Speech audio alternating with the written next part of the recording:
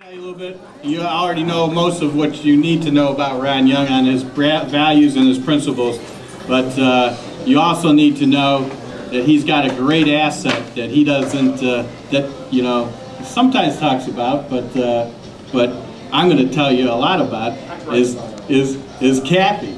Yeah. Give Kathy. That's the greatest asset.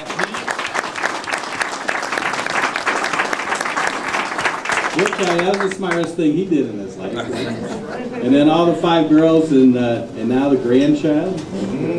So life was great, and it's even going to be greater when Ron Young is down in Columbus doing what we need to have done, along with John Kasich, Bill Batchelder, and the rest. We're going to take back Ohio to where it's supposed to be. So please give a big, huge round of applause to Ron Young.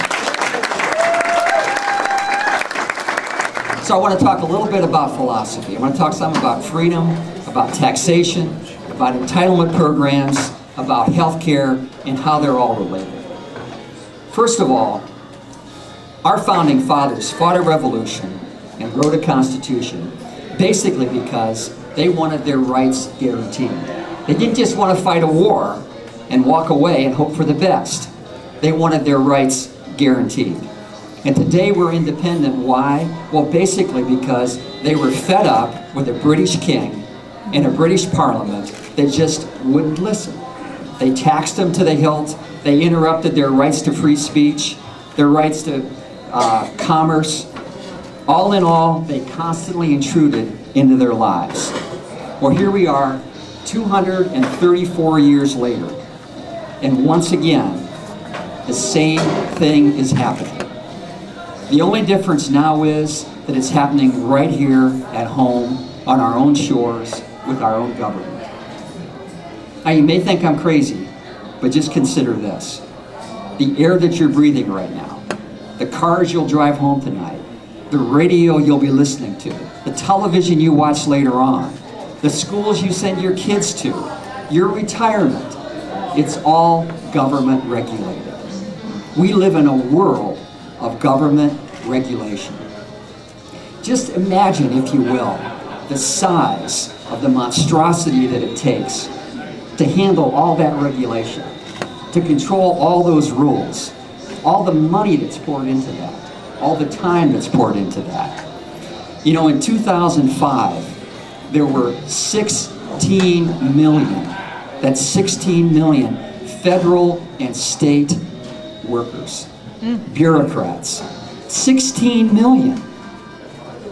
That's what is that? That's 40% more than the population of the whole state of Ohio. That's phenomenal.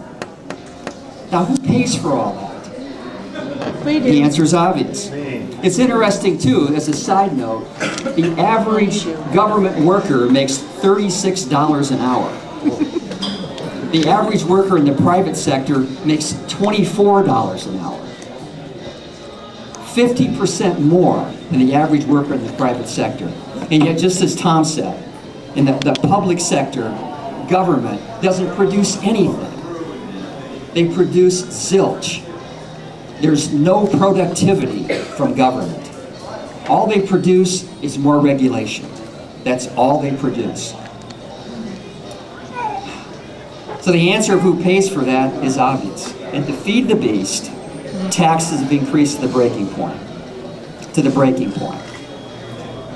So you'd think at some point or another, someone, somewhere of significance would stand up and they would say enough is enough. The people of Ohio, the people of this country, work hard. They can only afford so much taxation. This has to stop. All this regulation, all these taxes have to be rolled back. But you know what? That doesn't happen. That doesn't happen. What happened in Ohio? Think about it. We had a big budget deficit. What was the General Assembly's reaction? Bill Batchelder excluded. Bill serves in the General Assembly right now. They raised taxes.